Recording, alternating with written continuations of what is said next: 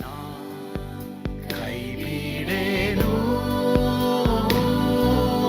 ನಾ ಕೈ ಬಿಡೇನು,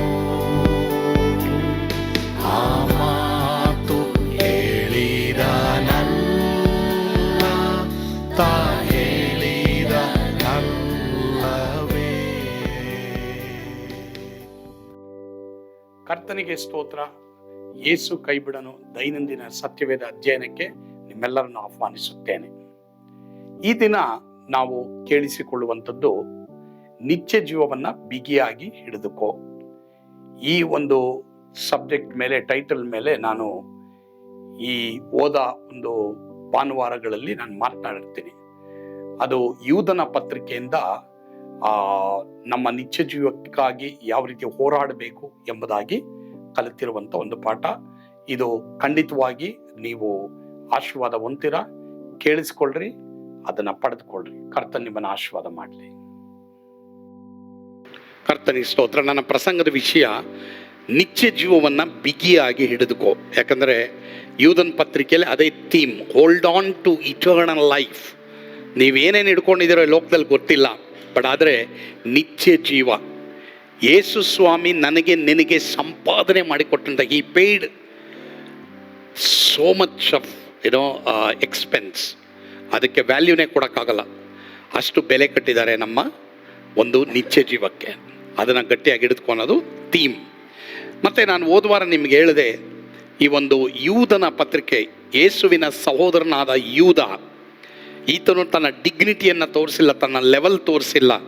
ನೋಡು, ನಾನು ಯೇಸುಸ್ವಾಮಿ ಸಹೋದರನೆಂಬುದಾಗಿ ಹೇಳಿ ತನ್ನನ್ನು ಎಲ್ಲ ಕಡೆ ತೋರಿಸ್ಕೊಂಡಿಲ್ಲ, ಆದರೆ ನಾನು ಯೇಸು ಕ್ರಿಸ್ತನ ದಾಸನು ಎಂಬುದಾಗಿ ತನ್ನನ್ನು ಲೋಕಕ್ಕೆ ಪ್ರಕಟಿಸಿಕೊಳ್ತಾನೆ, ಪರಿಚಯ ಮಾಡ್ತಾನೆ. ಈಗ ನಾವು ಯೂದನ ಪತ್ರಿಕೆಯ ಒಂದೊಂದು ಭಾಗವನ್ನು ನಾವು ಈ ದಿನಗಳಲ್ಲಿ ಧ್ಯಾನ ಮಾಡ್ತಾ ಇದ್ದೇವೆ.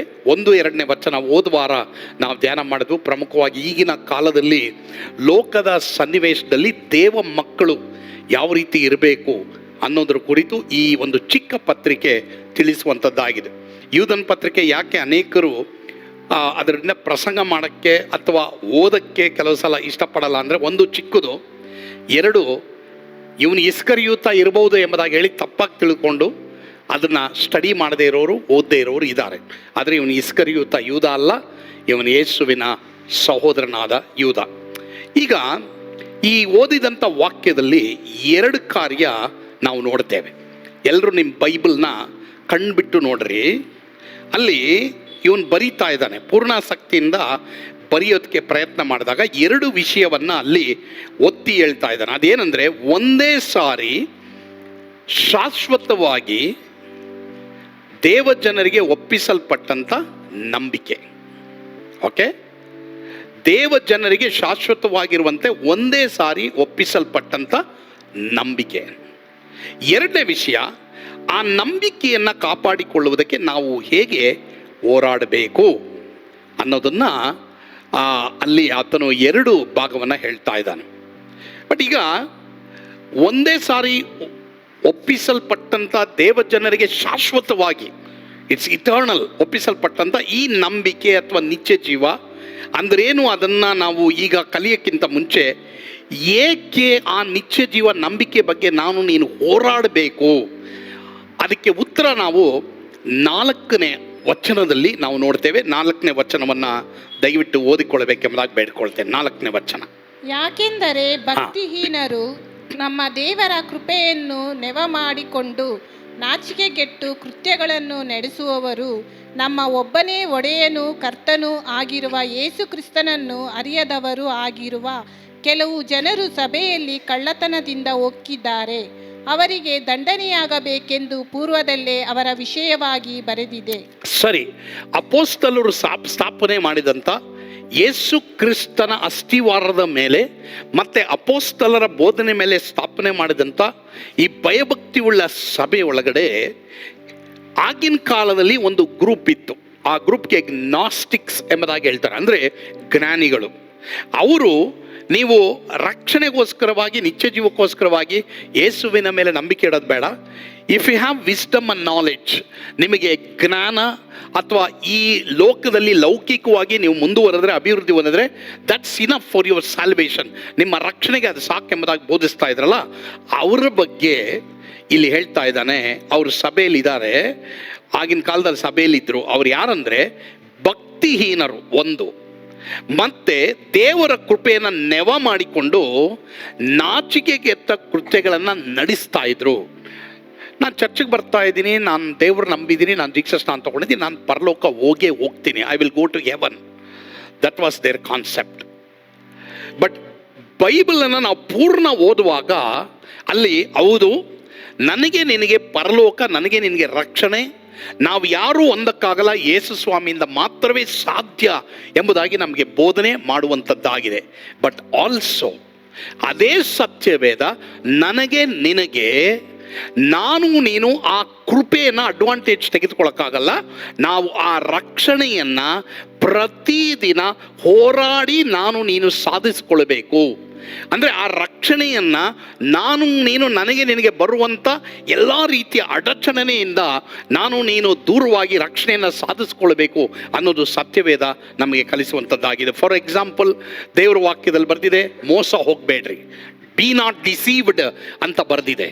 ಅಂದರೆ ನಾನು ರಕ್ಷಣೆ ಹೊಂದಿದ್ದೀನಿ, ನಾನು ಸಭೆಗೆ ಬರ್ತಾ ಇದ್ದೀನಿ, ನಾನು ದೀಕ್ಷಾ ಸ್ನಾನ ಹೊಂದಿದ್ದೀನಿ, ನಾನು ದಶಮ ಭಾಗ ಕೊಡ್ತೀನಿ, ನಾನು ಕಾಣಿಕೆ ಕೊಡ್ತೀನಿ ಎಂಬುದಾಗಿ ಹೇಳಿ ಎಷ್ಟೋ ಜನ ನಾವು ಏನು ಮಾಡ್ತಾ ಇದ್ದೀವಿ, ದೇವರ ಕೃಪೆಯನ್ನು ನೆವ ಮಾಡಿಕೊಂಡು ನಾಚಿಕೆಗೆಟ್ಟ ಕೃತ್ಯಗಳನ್ನು ಮಾಡುವವರನ್ನು ನಾವು ಇವತ್ತಿನ ದಿನ ನೋಡ್ತಾ ಇದ್ದೀವಿ. ಒಂದು ವೇಳೆ ಅದು ನಮ್ಮಲ್ಲೇ ಇರ್ಬೋದು, ಅದರ ಬಗ್ಗೆ ನಾನು ನೀನು ಪಶ್ಚಾತ್ತಾಪ ಪಡಬೇಕು.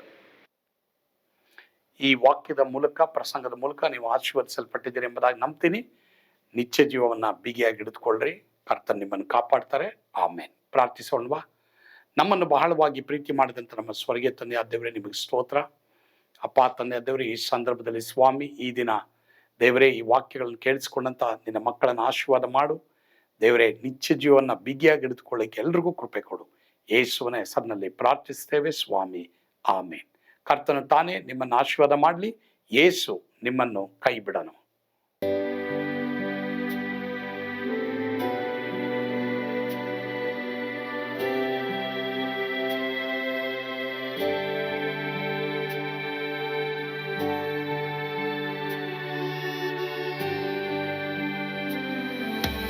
ನಾನು ಪಾತ್ರದಲ್ಲಿ ಇರುವಾಗಲೂ ನೀನು ಭಯಪಟ್ಟು ಓಡಬಾರದು. ನನ್ನ ಮಾತನಂಬಿ ಸ್ಥಿರವಾಗಿರು.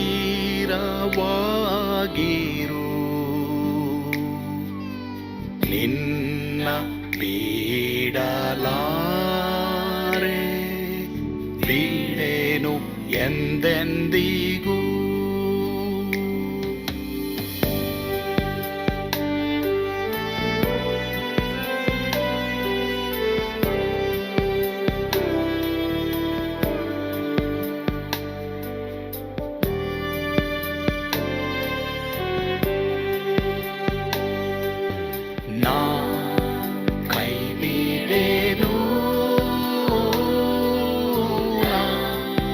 ಕೈ ಬಿಡೆನು, ಆ ಮಾತು ಹೇಳಿದನಲ್ಲ, ತಾ ಹೇಳಿದನಲ್ಲವೇ. ನಾ ಕೈ ಬಿಡೆನು, ನಾ ಕೈ ಬಿಡೆನು, ಆ ಮಾತು ಹೇಳಿದನಲ್ಲ.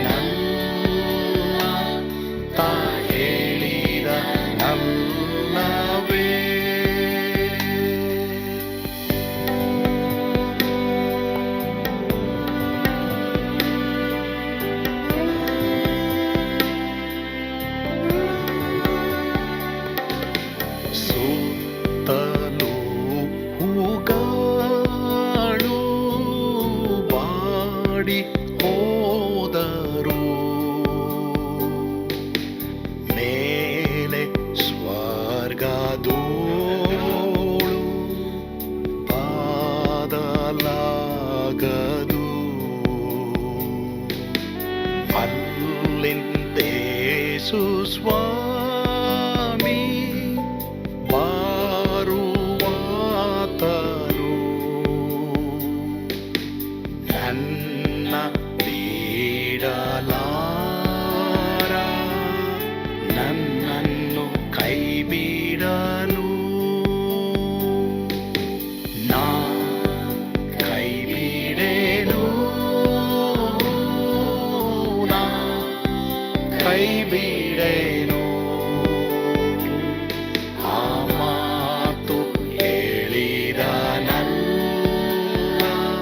ತಾ ಹೇಳಿದನಲ್ಲವೇ.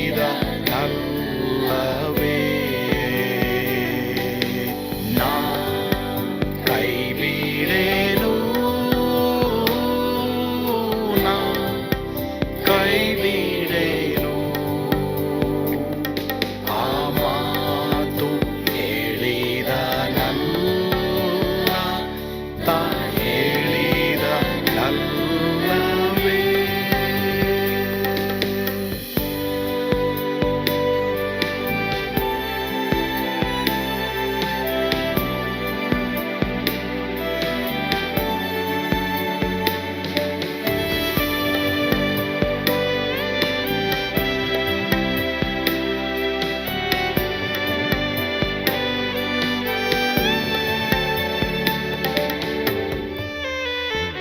ಮುಂದೆ ಬಾವು ಕಷ್ಟ ಬಾರುತ್ತಿದ್ದರು,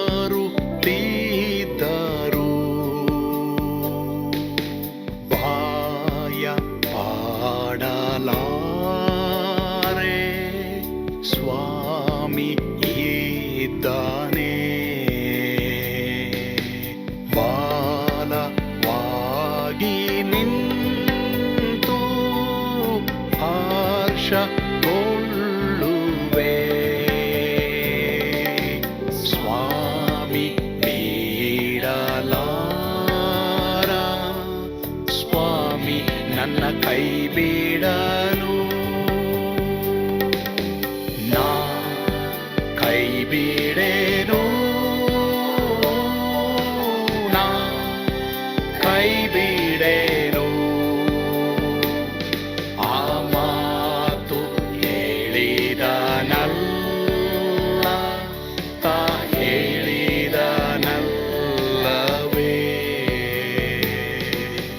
ನಾ ಕೈ ಬಿಡೆನು, ನಾ ಕೈ